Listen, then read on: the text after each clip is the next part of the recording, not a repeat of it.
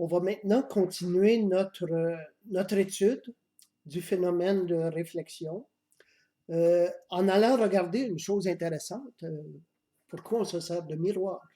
On se sert de miroir pour regarder l'image de quelqu'un ou quelque chose. Une des grandes applications des miroirs, c'est évidemment le périscope dans le sous-marin, où on sort le périscope et la lumière suit un trajet à l'intérieur pour arriver à l'œil du commandant à bord de son sous-marin. Le commandant doit par contre appliquer une loi profonde de l'optique, qui est la loi de la réciprocité, qui dit que si je te vois, tu me vois aussi. Okay? Alors, les rayons peuvent être dans la direction ou dans le sens inverse. On va regarder comment on trouve l'image d'un miroir et on va aller terminer cette capsule-ci tout à l'heure en regardant un exemple d'application.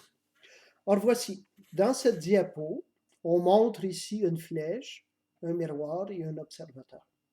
Pour qu'un observateur voit la flèche, il faut que cette flèche ait été éclairée, donc elle est éclairée, et chaque point de l'objet émet un compte de lumière, émet de la lumière dans toutes les directions, mais on va considérer seulement les rayons qui, ayant touché le miroir, sont réfléchis, obéissant à la loi de la réflexion, sont réfléchis et peuvent être captés par l'œil de l'observateur.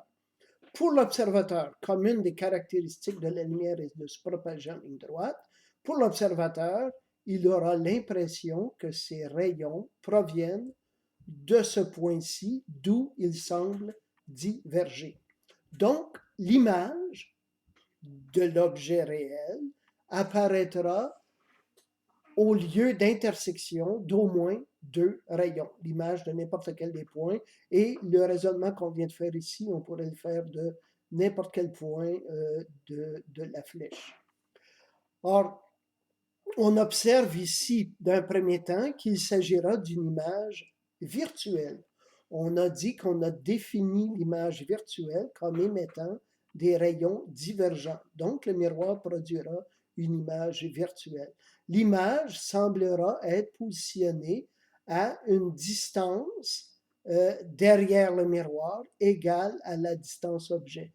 Dans notre terminologie, à partir de maintenant, que ce soit pour les miroirs ou pour les lentilles, la distance objet sera la distance entre un point de l'objet et le système optique, ici la surface du miroir, et la distance image sera appelée Q, la distance objet P. La distance image sera appelée Q, sera la distance entre le même système optique, ici la surface mirante du miroir, et son image. La distance Q égale P, et c'est ce qu'on va démontrer. Alors, on a ici un point, un objet, et on veut trouver son image. On a besoin de deux rayons, donc on va en prendre un, qui est le rayon incident de façon normale. Comme son angle d'incidence est égal à 0, il est réfléchi sur lui-même. Il semblera venir d'un point sur la normale, d'une ligne sur la normale au miroir. Prenons un second rayon quelconque. Il pourrait être ici. Alors, je pourrais placer mon œil à cet endroit ici. J'aurais ce rayon-ci provenant de ce point-ci. Placer mon œil encore ici, j'aurais ce rayon. J'aurais donc deux rayons et leur point d'intersection, là d'où sembleraient provenir les rayons, ben, c'est l'image. On va prouver que P égale Q. Regardez ici ces deux triangles. On a un premier angle ici. Ces deux angles-là, du triangle à gauche et à droite, sont égaux. C'est 90 degrés. Comme par la loi de la réflexion, l'angle d'incidence égale l'angle de réflexion, l'angle ici est égal à celui-ci. Maintenant, par alterné terme, ces deux angles-là sont égaux. Et on voit donc maintenant que mes triangles ont déjà deux angles égaux. Celui-ci égale celui-ci, deux angles à 90. Et ensuite, par le fait que la somme des angles d'un triangle égale 180 degrés, le troisième angle est égaux. On a donc deux triangles égaux puisque les trois angles sont égaux. Et on en conclut que P égale Q. Donc, la distance de l'image, la distance Q de l'image serait égale à la distance P du point objet. Avant d'aller regarder quelques applications, on va tirer une information importante qui a trait au champ de vision du miroir plan. Ici, je donne un exemple que vous aurez à calculer vous-même dans un des exercices du livre. On se demande à quelle hauteur doit-on placer un miroir et quelle doit être la longueur ou la hauteur de ce miroir-là pour qu'un individu placé devant puisse se voir en entier de son dernier cheveu à son soulier. Alors regardez, pour qu'il puisse voir son soulier, il faut qu'un rayon parte de son soulier et, obéissant à la loi de la réflexion, angle d'incidence égale angle de réflexion, atteigne l'œil du bonhomme. Même chose pour son dernier cheveu, il faut qu'un rayon frappe le miroir et se rende ici. Or, pour les mêmes raisons que tout à l'heure, ces deux triangles-ci doivent être égaux. Il doit donc que le début du miroir doit être à la moitié de la distance entre l'œil et le soulier. Même chose, le miroir doit terminer de façon telle que je dois recevoir un rayon de A sur 2, c'est-à-dire A étant la distance entre l'œil et le cheveu. Alors, on répondrait ici à cette question-là. Mais ce n'est pas elle qui m'intéresse. Celle qui m'intéresse, c'est quel est le champ de vision du miroir. Alors, on va placer notre observateur, on va trouver son image. Alors, on le fait en prolongeant les rayons et en mettant son image à Q égale P devant. Alors, si vous étiez cet observateur-là, vous pourriez vous représenter vous-même dans le miroir, regardant à travers le miroir, et votre champ de vision serait tous les objets qui émettent des rayons à l'intérieur de ce cône-ci. Or, n'importe quel objet, où qu'il soit, s'il émet des rayons qui rentrent dans ce cône-ci, font partie du champ de vision du miroir. Or, vous pouvez donc vous représenter votre image, regardant ici, le miroir serait comme une fenêtre. Et le cône, sous-tendu par les rayons qui passent par les extrémités du miroir ou de la fenêtre, ça vous donne tous les objets qui sont dans le champ de vision. Donc, on peut résoudre ce problème-là sans utiliser rapporteur d'angle et toutes ces choses-là. On n'a qu'à trouver l'image de l'observateur, Q égale P sur une distance perpendiculaire, et ensuite on trace le cône des rayons qui passent par les extrémités du miroir. Alors, je vais aller avec vous regarder une application de ceci. Vous avez dans un document que je vous ai rendu disponible, vous avez un certain nombre d'exercices qui vous sont soumis et en passant, il va y avoir sur la loi de la réflexion, la loi de la réfraction et d'autres choses qu'on va voir un petit peu plus tard dans ce module-ci. Vous avez par exemple un exemple dans lequel on vous demande quelle est la distance de l'image. On a un chat devant un miroir et vous avez ici une caméra et on vous demande quelle est la distance entre l'image du chat et la caméra. Tout simplement, on trouve l'image du chat en appliquant ce qu'on vient de dire, que l'image est à la distance Q égale P derrière le miroir et ensuite on trouve la diagonale. Mais je vais aller regarder un cas qui est un peu plus poussé. C'est celui-ci. Alors, vous avez un conducteur qui est dans sa voiture. Il y a le rétroréflecteur et le viseur de côté et on demande son champ de vision. Alors, comment procède-t-on? On va appliquer notre méthode. Or, ici, on a le conducteur qui est stationné à cet endroit ici. Okay? Et on a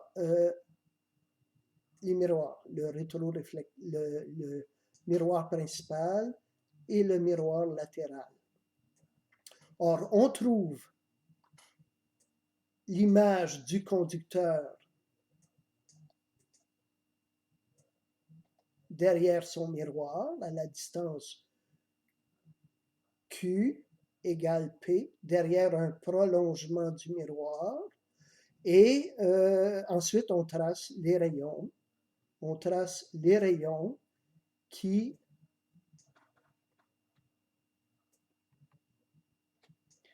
partent de l'image du conducteur et qui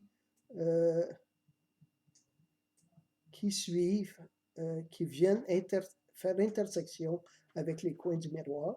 Et on voit ici quel est le champ de vision de l'observateur, du conducteur. On voit bien que si les miroirs sont placés de cette manière-ci, il y a toute une zone qui est aveugle. Et c'est la raison pour laquelle, si vous conduisez, vous allez tourner le miroir principal. Ce faisant, comme c'est montré dans une autre application du même problème, ce faisant, en tournant le miroir, ben, on va avoir la possibilité de changer notre champ de vision. Il s'agit donc ici d'une application très simple de la loi de la réflexion. Vous aurez quelques exercices à faire sur ce point-là et qui pourront évidemment se retrouver dans l'examen. À la prochaine capsule, on va commencer à aborder la loi de la réfraction, mais avant de faire ça, je voudrais passer rapidement avec vous sur un cas qui n'est pas l'examen, mais il existe autre chose que des miroirs plats. Il existe aussi des miroirs sphériques.